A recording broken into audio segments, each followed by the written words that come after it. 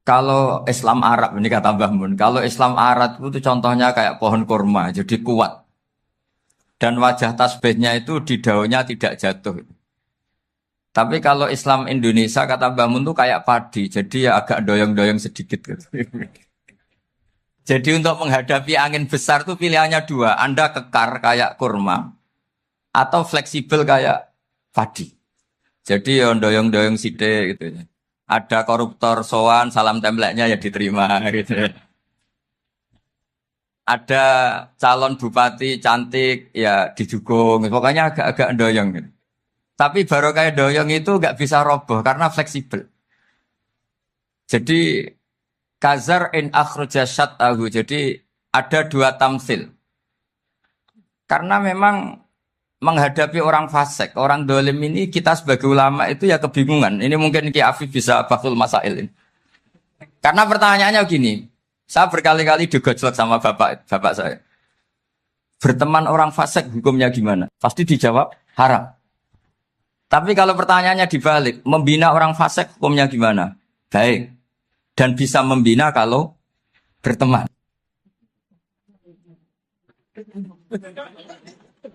Makanya Gus Azaim pernah bikin seni deh, muktamar seni. Anggap saja madhabnya seperti itu. Gitu. Jadi ya agak doyong-doyong sedikit. Masa ketop berteman orang yang macam-macam. Tapi itu fleksibel. Nyatanya tetap soleh sampai sekarang gitu. Itu berarti itu ya. Ya gitu kata Bangun itu. Jadi untuk menahan angin yang besar pilihannya hanya dua. Anda kokoh kayak pohon kurma atau fleksibel kayak padi. Nah, Islam Indonesia kata Mbah Mun itu pari wae katanya, padi. Jadi ungkapan-ungkapan para masyayikh ini penting karena khazanah yang saya baca. Saya berkali-kali cerita ini dalam kitab Khilyatul Auliya. Itu Abu Nu'aim Al-Asfihani cerita tentang riwayat Sufyan bin Uyainah. Ini gurunya Imam Syafi'i. Itu setiap kali Nabi Isa dan Yahya, ini dua nabi yang sekurun, sama-sama masih muda. Nabi Yahya itu senengannya dolan ke orang-orang soleh, menyambangi orang-orang soleh. Tentu itu bagus. Tapi kalau Nabi Isa ini suka menyambangi orang-orang yang fasik, orang-orang yang nggak jelas. Ketika dua beliau ini ketemu, tentu yang perlu jawaban Nabi Isa karena kontroversi, berteman sama orang-orang yang nggak jelas. Kata beliau, innama ana tabibun udawil mardo. Seorang kiai, seorang nabi, orang yang baik itu ibarat dokter. Di mana-mana dokter tuh ngobati orang yang apa? Sakit. Kalau Anda dokter dan peneliti satu penyakit, pasti cari daerah yang banyak pandeminya. Masa neliti pandemi di orang-orang yang apa? Sehat. Jadi ini juga perlu dibahsul masail karena tadi dibolak-balik itu. Bina orang berteman orang fasik hukumnya haram karena wa in kana dasarin fajanibhu suratan. Tapi kalau bina orang fasik hukumnya baik. Bisa bina kalau berteman. Jadi fikih itu ya karena dibolak-balik. Makanya sholat juga gitu. Sholat yang tumak ninah yang lama itu ya bagus. Masa jagongan mbek pangeran nggak asik. Jagongan sama teman aja asik, masa jagongan sama pangeran tidak apa? Asik. Tapi kalau Ibnu Abbas sholat tuh cepat. Ketika ditanya, kenapa kalau Anda sholat cepat? Setan baru tata-tata mau goda, sudah selesai. Kata. Karena setan itu ya jaga jaim tuh, jaga image. Jadi kalau mau goda orang itu ya surinan dulu, macak-macak dulu. Ternyata mau ke situ sholatnya sudah selesai. Lah kebetulan mazhab saya itu yang kedua itu gitu. Jadi kalau Gus Azaim itu sholat lama sekali, itu ada madhab tandingan, yaitu madhab saya. Itu karena ini sepuh saya, meskipun top beliau tapi sepuh saya. Saya sudah 50, beliau baru 40. Ini berarti baru memulai kiai. Kalau pakai umur nubuah ini baru tapi memulai. Jadi madhab itu penting. Jadi pembanding itu harus diutarakan. Sehingga dalam fikih manapun, itu sebuah madhab, itu harus diuji itu lewat pembanding. Dulu itu setiap debat fikih antar ulama, itu mesti nggak ada yang menang.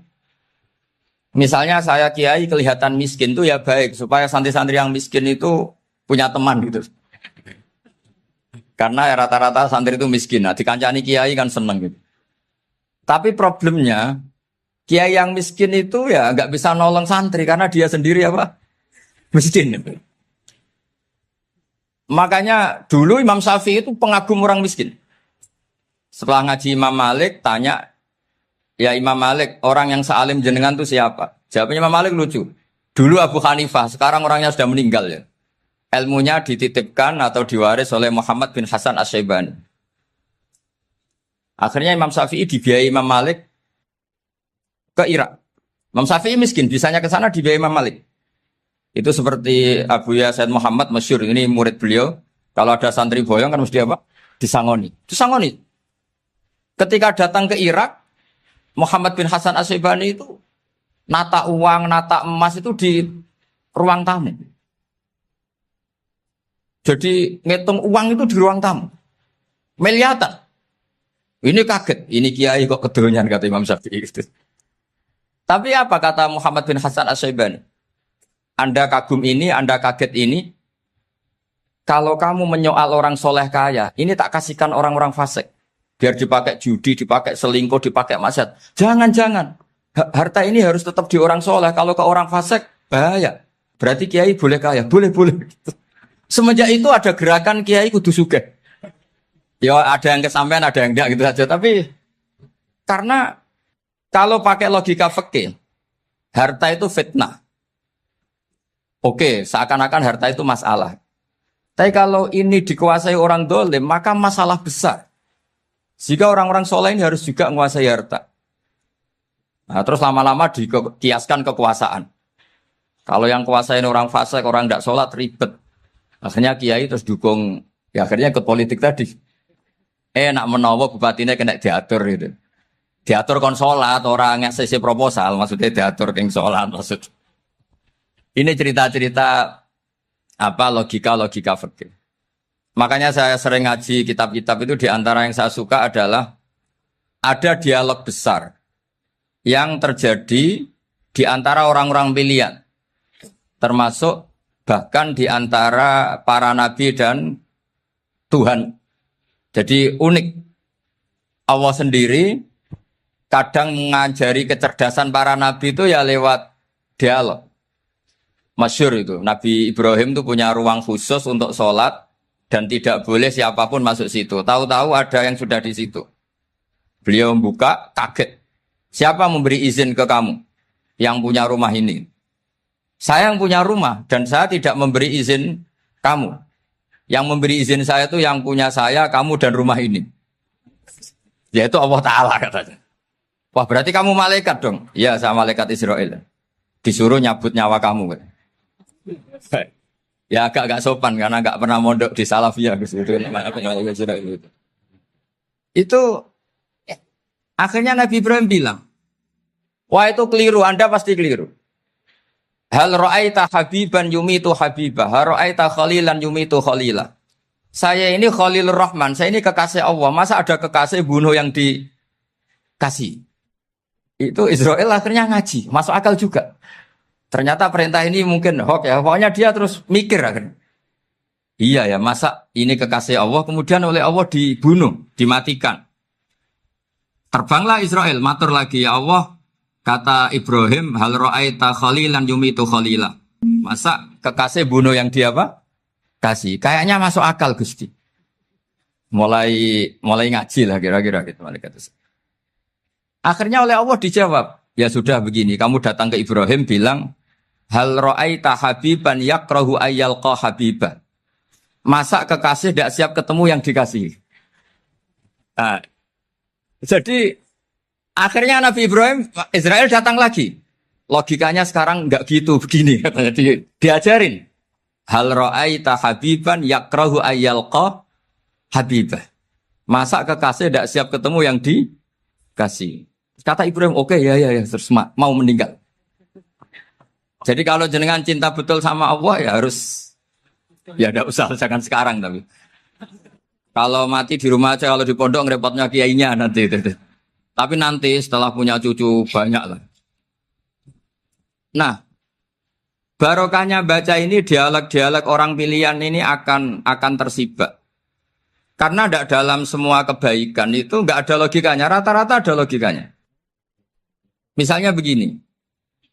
Kalau Anda orang soleh, kemudian anak Anda pamit mau sekolah di Jerman, pilihan Anda mengizinkan apa enggak? Karena potensi jadi fasik ya tinggi karena di tempat-tempat mas. Potensi berdakwah dari daerah yang untuk daerah yang tidak ada dai-nya menjadi ada. Itu mesti ulama itu berdebat. Misalnya punya anak pamit mau kembali atau keluarga. Yang satu cara berpikir optimis. Awal ada dai di beberapa negara Eropa itu ya barokahnya imigran, pekerja, mahasiswa. Dan semua itu bumi Allah, harus ada tasbih, harus ada tahmid. Dan itu harus dimulai dari kemauan atau mengizinkan anak asuh kita ke sana. Tapi di sisi yang lain potensi jadi fasik itu tinggi sekali. Mana iman pas-pasan. Nah hal-hal seperti ini itu pasti jadi perdebatan. Dan kita harus menjawab. Dan tadi kayaknya di semua Basul Masail, Pondok Salafiyah jawabnya pede semua. Nggak ada ragu, nggak ada khilaf. Baguslah kalau pede. Meskipun nanti mungkin ada ulama lain yang cara berpikir apa? Berbeda. Sehingga, ini saya cerita ya. Sehingga di kitab-kitab fikih, misalnya saya kok hidup di Bali, sudah punya komunitas ngaji. Itu kok saya pindah ke Sukorejo sini. Banyak ulama yang mengatakan haram.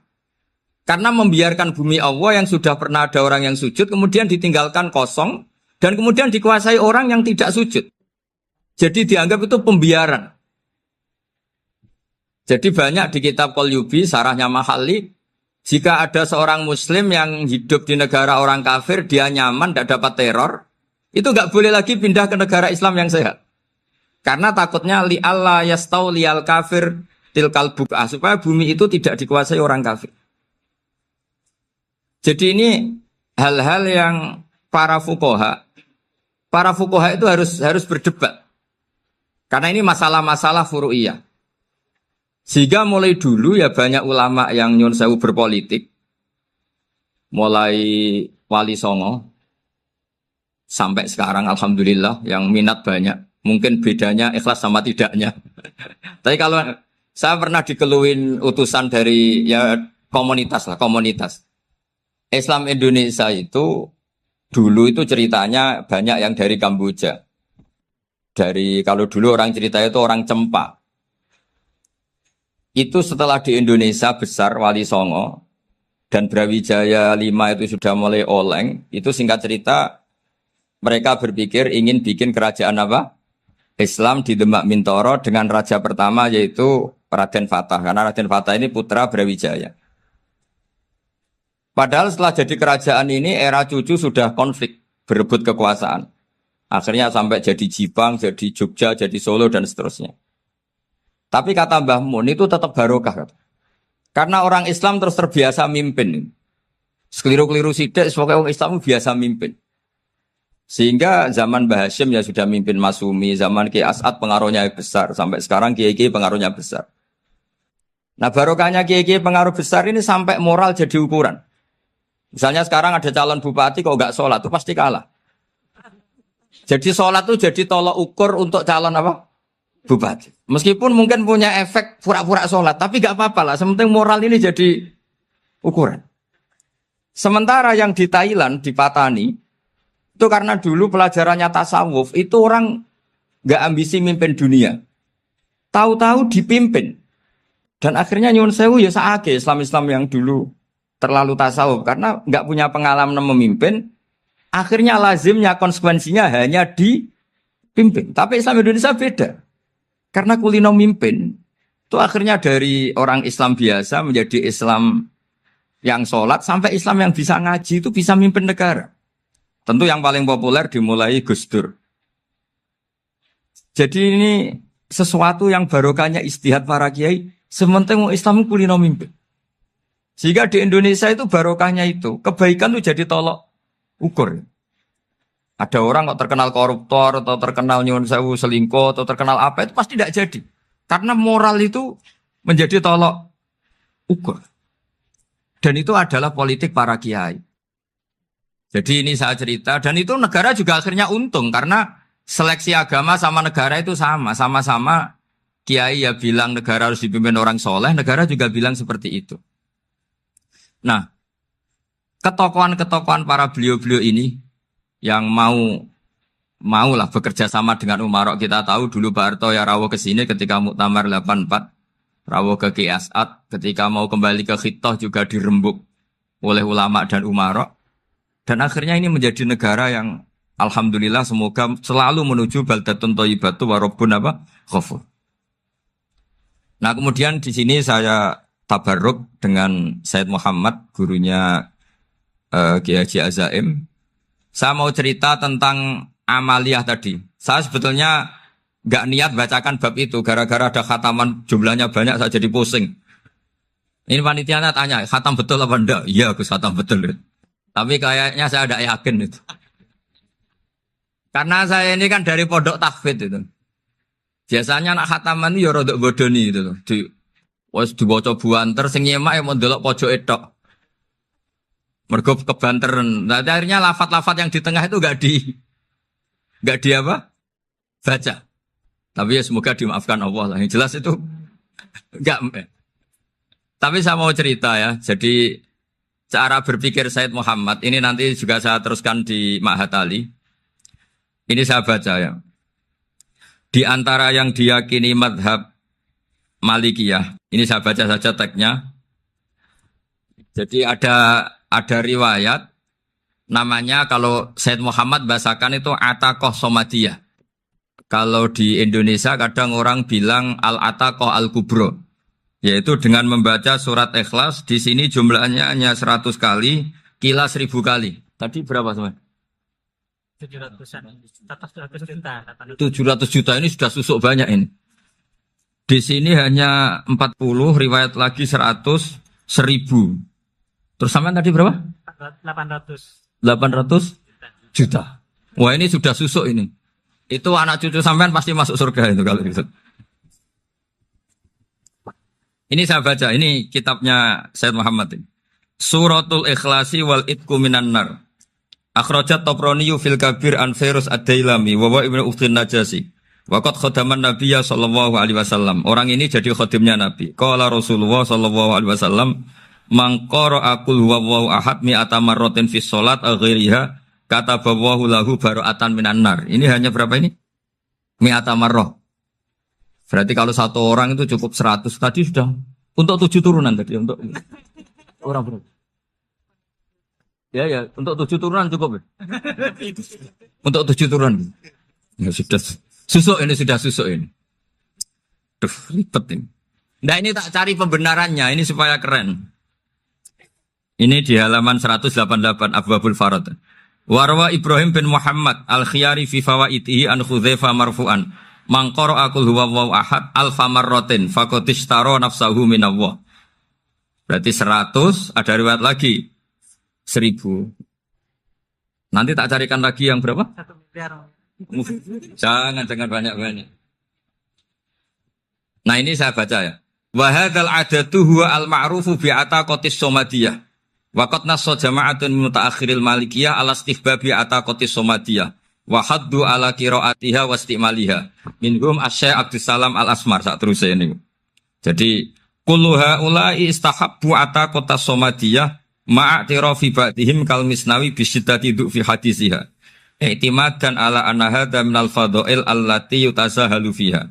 Faman sa'a yasta'milaha roja'a khusula ma fiha fala ba'sa bidzalik ala syarti alla ya'taqida thubuta dzalika anin nabi sallallahu alaihi wasallam hatta la yaqa fil kitsbi alaihi. Jadi intinya itu silahkan Anda bikin jumlah sesuai versi Anda. Yang penting Anda jangan kampanye kalau itu perintah Kanjeng Nabi Muhammad sallallahu alaihi wasallam. Karena kalau kamu atasnamakan Nabi kemudian jumlahnya sampai 800 berapa? 800 juta, berarti Nabi mengajarkan masyakoh pada umatnya. Jadi cukup yang riwayat itu di sini hanya 100 sama 1000. Jadi kalau jumlah tadi untuk 7 apa? Turunan. Jadi kamu harus ditutup dengan doa, ya Allah, semua itu bukan untuk saya tapi untuk 7 turunan. Tolong catat ya Allah. Karena Jadi artinya gini loh ya, orang Indonesia yang sering mempraktekkan atakosomadia itu bukan tanpa dalil. Ternyata dalam mazhab Maliki, saya masih ingat ketika mbah saya kandung, bapaknya bapak, asmane Mbah Nur Syam, itu wasiatnya minta dibacakan 4.000. Yang baca pas itu ya bapak sama anak-anaknya. Dan kemudian alhamdulillah zaman akhir itu mulai agak ngawur. Kalau ada acara itu wong liya kon maca anake mlebu metu gak melok maca. Itu keliru, saya jamin itu keliru. Saya sering kalau mimpin di rumah, kalau yasinan di tonggo-tonggo kok anaknya gak maca saya keluar. Bapakmu wong liya kon maca kata saya. Jadi itu menurut saya itu yang jelas saya sampai ngisi begini. Yang ada riwayatnya itu idza mata ibnu adam min qata amaluhu illa min salasin shadaqatin jariyah au ilmin yuntafa'u bi awaladin sholihin yatullah. Itu ndak ada di hadis au kiyayin sholihin yatullah kata. Yang ada itu awaladin apa? Sholihin. Jadi anaknya harus ikut, kalau ndak ada usaha kata. Akhirnya anaknya dawuh nggih Gus nggih. Wah, akhirnya tak kei jagung paling akeh kula mendet sithik. Wong aku ora anake kok. Kadang-kadang enggak, orang lain baca buahnya, anaknya mau mlebu metu mau enggak tamu mbek rokokan. Itu harus ditobatkan itu. Keliru itu. Karena nasnya bukan aukiyayin solihin tapi awaladin solihin. Ini bukan provokator, ini memang ya harus seperti itu. Nah terus tentang tadi la ilaha illallah yang didawahkan Gus Azaim. La ilaha illallah itu penting sekali, cuma saya mohon itu dielmoni lah. Jadi dulu kalimat ini menjadi spesial karena dielmoni, karena dimulai dari fa'lam annahu la ilaha illallah. Terusannya ayat tuh wastaghfir li dzambika walil mu'minina wal mu'minat. Saya ulang lagi ya. Terusannya ayat tuh wastaghfir li dzambika walil mu'minina wal mu'minat. Makanya menurut mazhab Sadili, kamu disuruh baca la ilaha illallah dulu, jangan istighfar dulu. Saya ulang lagi ya. Dalam mazhab Sadiliyah itu la ilaha illallah dulu, nggak boleh istighfar dulu. Alasannya masuk akal. Orang yang kafir 70 tahun, itu sekali baca la ilaha illallah itu langsung yughfar lahum ma qad salaf. Sehingga la ilaha illallah sendiri sudah punya kekuatan supaya dosa kita diampuni. Qul lil ladzina kafaru iyantahu yughfar lahum ma qad salaf. Cara menghentikan kekafiran gimana? Dia melafadzkan la ilaha illallah. Ini kalimat yang begitu saktinya sampai orang yang kafir puluhan tahun itu dosanya semuanya terhapus hanya karena melafadzkan la ilaha illallah. Nah, makanya kata Abdul Hasan Asadili wastaghfir li dzambika ay bihadil kalimah. Seseorang sah di istighfar itu kalau melafadzkan la ilaha illallah. Misalnya ada orang kafir mati kafir, sah enggak anak cucunya mengistighfari dia? Tidak sah karena belum melafadzkan la ilaha illallah. Makanya kata Abu Hasan Asadili wastaghfir li dzambika ay bihadil kalimah. Sehingga lafadz ini spesial betul. Tapi kadang-kadang beberapa mursyid cara berpikir lain. Ini kalimat thayyibah harus dibaca orang suci sehingga mendahulukan apa? Istighfar. Untuk supaya pas melafadzkan kalimat thayyibah sudah dalam keadaan apa? Suci. Itu juga masuk akal. Tapi secara meyakinkan saya sendiri lebih mengikuti manhajnya Abil Hasan Asyadzili karena alasannya tadi yang kafir puluhan tahun saja langsung luntur dosanya karena melafadzkan la ilaha illallah. Artinya la ilaha illallah sendiri sudah bagian dari istighfar.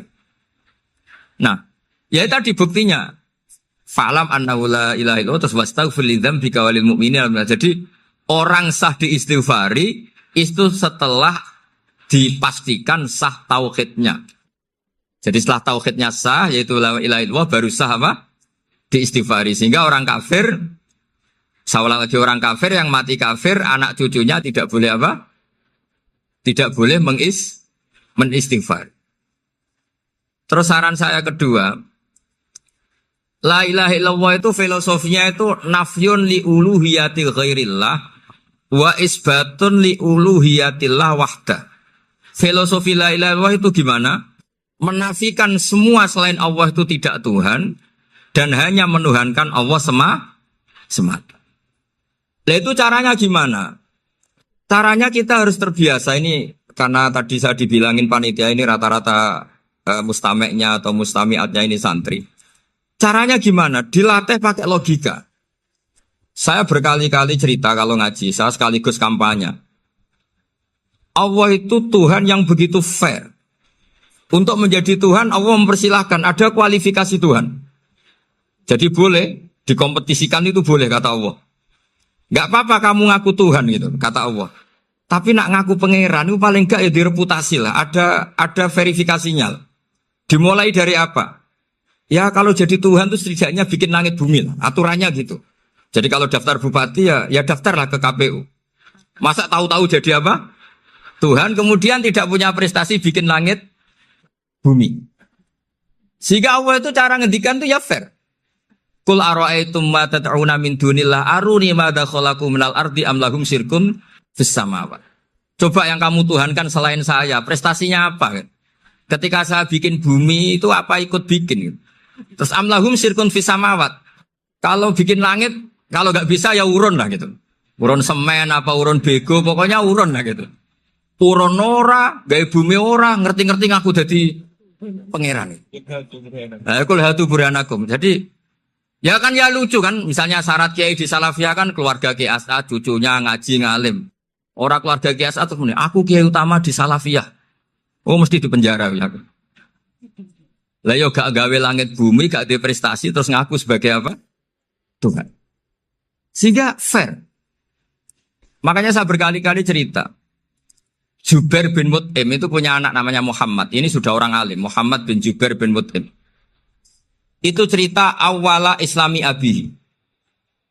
Mut'im itu orang pinter sekali. Saking pinternya dia jadi delegasinya orang Quraisy datang ke Rasulullah sebagai negosiator untuk membebaskan Asra Badrin. Tawanan perang apa? Badar. Yang namanya disuruh itu pasti orang pinter. Tapi apa yang terjadi ketika nginep di masjid? Karena zaman itu gak ada hotel. Nanti jadi geger. Orang musyrik nginep di masjid hukumnya gimana? Bahsul masail tok. Zaman itu mau tidak mau. Kalau sekarang kan ada hotel, kiai juga punya wisma. Apa yang terjadi? Orang ini cerdas sekali. Dan delalah Nabi pas sholat maghrib itu baca wattur wa kitabim mastur sampai am khalaqus samawati wal ard. Ya kalau kamu jadi Tuhan ya setidaknya menciptakan langit bumi lah. Namanya jadi Tuhan ya ada persyaratan kan. Paling tidak punya reputasi menciptakan langit bumi. Atau kalau jadi Tuhan setidaknya reputasinya itu enggak diciptakan yang lain. Am khuliqu min ghairi syai'in. Ini jadi Tuhan kok punya bapak, punya ibu. Ini jadi Tuhan kok lahirnya di bumi. Ada tanggal lahirnya, ada tahun. Masa jadi Tuhan kok dulu buminya semuanya walhasil tuh. Akhirnya Nabi ketika salam sholat maghrib, dia datang. Ya Rasulullah, akalku habis oleh ayat yang barusan kau baca. Sudah saya Islam saja. Argumentasi selain Allah Tuhan itu batal. Itu, nah saya mohon santri-santri Salafiyah itu baca Quran sampai seperti itu. Jadi jangan hanya khataman banyak-banyakan maksudnya. Ini bukan nyindir ini, ngamuk ini. Jadi ya khatamannya tadilah 1000 atau berapa lah, jangan banyak-banyak. Juga kasihan malaikat yang nyatet kan. Wong baru subhanallah alhamdulillah aja di teks hadisnya abad al malaikah kan ditete. Itu baru subhanallah alhamdulillah itu sudah mencapaikan malaikat. Makanya saya wiridan tuh arang-arang kasihan malaikat karena nanti jadi itu ya ada madhabnya itu jadi kalau Gus Azaim sholat lama tak saingi sholat cepet itu sama-sama ada madhabnya.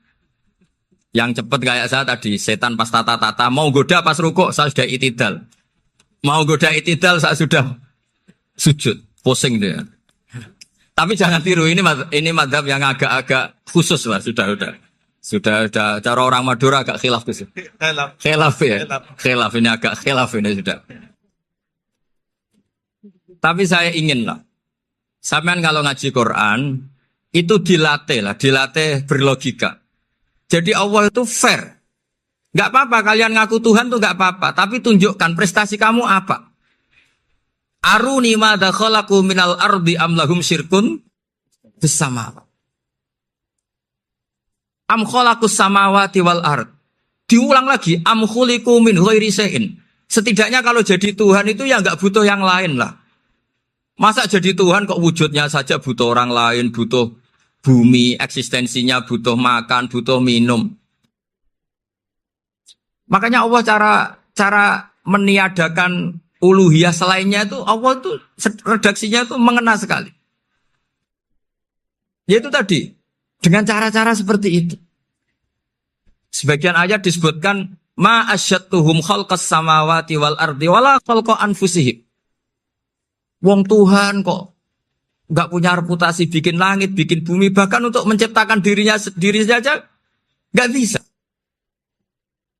Ya sudahlah, kamu nggak usah ngaku Tuhan, nggak level kata Allah gitu.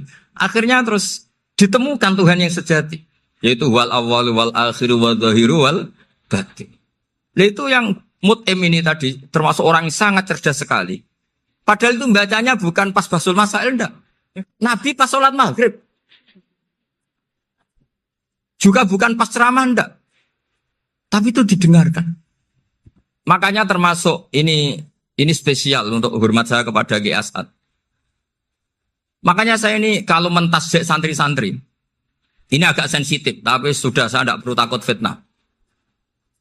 Saya termasuk kenapa saya ingin jadi ahli tafsir, tentu yang membentuk itu Mbah Maimun dan bapak saya. Bapak saya itu hafal Quran kayak hafal Fatihah. Saking senangnya Quran itu. Mungkin bisa kamu saingi itu. Itu adalah orang kafir itu bisa paham Quran. Itu sangat menyinggung saya. Orang kafir itu bisa paham Quran. Ketika Umar Islam itu karena mendengar apa coba? Mendengar apa? Quran. Dan itu masih kafir apa sudah Islam? Masih kafir karena kalimat-kalimat yang di Quran itu begitu jelas wal kitabil mubin sehingga didengarkan orang kafir pun tuh ngefek. Makanya ketika Umar datang ke saudari putrinya kemudian dengar Toha ma anzalna alaikal Quran apa? Litasqa, itu dia terus iman. Begitu juga Mut'im. Itu ketika dengar Nabi baca surat At-Tur ya langsung iman. Makanya kata Ibnu Jarir At-Tabari, kamu jangan pernah bilang gini, syaratnya paham Quran itu harus alim, harus gini.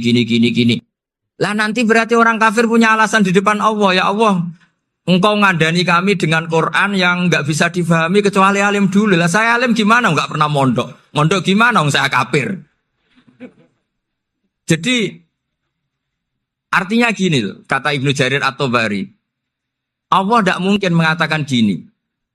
Ifhamil Quran bima la fahmalaka. Quran itu harus kamu fahami. Sementara orang kafir karena lafadznya Quran khusus gak bisa memahami. Makanya Quran itu dibaca. Itu banyak orang kafir yang menjadi muslim karena mendengar apa? Al-Quran. Padahal kafir. Nah termasuk tadi Muhammad bin Jubair bin Mut'im ini itu menjadi Islam ya, karena mendengar Quran. Padahal dia saat itu masih apa? Kafir. Karena tadi logika misalnya nggak paham secara lafadz Arab. Sekarang misalnya nyuwun sewu ada orang ateis. Saya pernah didatangi seorang ateis yang nggak percaya Tuhan. Saya mau Islam Pak Ba, asal Anda bisa menjelaskan Tuhan itu siapa. Coba Quran dibaca secara makna, tidak secara lafadz tapi secara makna. Begini misalnya, ada orang ateis datang ke saya, Pak, saya mau Islam, asal Anda bisa menjelaskan Tuhan itu siapa. Terus saya tanya, ini ngajak goblok-goblokan apa pinter-pinteran, kata saya. Terus dia jawab, ngajak pinter-pinteran Pak, saya ini doktor katanya. Maksudnya di akademiknya dia doktor, mungkin jurusan matematika atau apa, tapi di ketuhanannya jeblok. Terus tak tanya, kalau ini ada kertas, kamu suka ada rumusnya apa suka ada? Ya suka ada rumusnya. Kenapa ada kertas? Ya karena ada yang bikin. Nah kira-kira berstatus membikin atau membuat, itu sesuatunya mewujud apa enggak? Ya pasti mewujud lah, pasti ada. Ya sudah, anggap Tuhan itu adalah sebab dari semua yang ada. Masa alam yang seperti ini, langit dan bumi ini mewujudat, kemudian kamu katakan kholaqohal adam, bahwa alam raya yang mewujud ini diciptakan oleh ketiadaan. Ya juga, berarti Tuhan itu ya. Ya itu yang namanya Tuhan. Lah mulai dulu kiai-kiai ngomong gitu kan saya Islam katanya. Jadi kiai-kiai itu kadang-kadang kalau dakwah pokoknya KBU digawe Tuhan. Beda dengan dakwanya orang-orang mantek. Orang-orang mantek itu kan nggak pernah nyebut Allah. Ini alam hawadis, labuda min muhdis. Meskipun mereka, nah muhdis ini menurut Islam namanya Allah. Tapi sebetulnya kan nggak langsung bilang Allah. Jadi tak kasih tahu, alam raya ini mewujud nggak? Ya mewujud Pak. Bisa nggak sesuatu yang nggak ada menjadi faktor wujudnya yang ada? Ya nggak bisa, namanya nggak ada itu nggak bisa jadi faktor. Nah itu hebatnya ulama-ulama kita. Ketika mengenalkan Allah itu siapa? Zat yang wajibil wujud. Jadi kita ini kalah pinter be ulama-ulama dulu. Ya alhamdulillah kalahnya sama ulama dulu. Kalau kalah sama ulama sekarang isen lah. Jadi ulama dulu sudah pinter. Pasti pertanyaan dasar manusia, hadil maujudat tuh man khalaqaha, siapa yang menciptakan? Kalau kamu langsung jawab Allah atau Tuhan, mereka pasti tidak nerima. Ya jawab saja, hadil maujudat mesti khalaqaha maujudun. Nah berhubung maujud ini berstatus pencipta, harus super. Nah super ini oleh ulama disebut wajibul wujud atau musabbibul asbab. Yang oleh Islam dinamai Allah. Tapi kita langsung ngomong Allah, mesti aja bingungkan kan bagi yang bingung maksudnya. Ya saya mohonlah kalimat-kalimat la ilaha illallah itu diamatilah, diresapi sampai seperti penjelasan saya ini, sehingga punya kualitas ilmu. Karena syaratnya memang fa'lam, harus punya kualitas apa? Ilmu. Ilmu itu apa? Ma'rifatus syai' ala ma huwa alaih. Mengenal sesuatu sesuai detail-detail sifatnya sesuatu itu. Misalnya kalau Allah sudah jadi Tuhan, ya harusnya qabla kulli syai'. Masa Tuhan sama yang dituhani wujudnya dulu yang dituhani. Ditemukanlah sifat awal atau qadim. Makanya benar Gus Azaim tadi kalau sudah bertauhid harus hafal akidah berapa khamsin. Dimulai apa? Wujud. Kenapa harus dikatakan wujud? Karena alam raya ini kadung maujudan. Hadhil alam maujudun. Masa maujudun khalaqahul adam? Masa maujudat khalaqahul adam? Nah itu yang disebut am khuliqu min ghairi syai'in am humul khaliqun. Jadi saya mohon semohon-mohonnya cobalah tradisi-tradisi lihat baru ayat ini dihidupkan lagi sehingga kita baca Quran itu sekaligus menjadi orang yang sangat argumentatif. Karena Quran adalah qul falillahil hujjatul baligh. Dilatih. Jangan bosan dilatih. Makanya kalau saya baca ayat-ayat seperti itu cek fair Allah. Fair betul. Enggak apa-apa saya punya pesaing kata Allah, tapi yang imbang dong. Pas aku gawe langit ya bantulah. Atau ada langit tandingan lah kira-kira gitu. Kalau saya bikin bumi ya ada bumi. Nah misalnya sekarang orang Cina bikin matahari, materinya dari mana coba? Dari yang sudah ada sekarang kan? Tetap saja agak ikut bikin kan? Tapi kalau Allah bikin langit bumi minal adam minal wujud. Kalau mereka paling rekayasa yang sudah wujud adik. Nah harus sampai seperti itu. Sampai kata Gus Azim kul hatu apa? Burhanakum dan. Jadi ini cara-cara kita untuk menguatkan iman. Aruni madza khalaqu minal ardi am lahum syirkun fis samawati. Terus kata Allah, itu nih bi kita bimin qabli hadza au atharatim min ilmin. Kalau kamu enggak setuju teori ini kata Allah, cari kitab suci versi Anda. Aturan jadi Tuhan itu apa coba? Ya tetap saja semua kitab suci akan mengatakan di mana-mana Tuhan itu pencipta langit dan bumi. Jangan yang lahir di bumi jadi Tuhan. Jangan Lata Uzza jadi Tuhan. Jangan karena sakti jadi Tuhan. Nah ini di sini pentingnya ilmu balaghah, ilmu mantek yang alhamdulillah di pondok-pondok kita masih diajari. Makanya kata mantek sebetulnya ilmu akal hanya menemukan hadil maujudat khalaqaha maujudun. Nah yang maujud ini siapa? Ya wajibul wujud.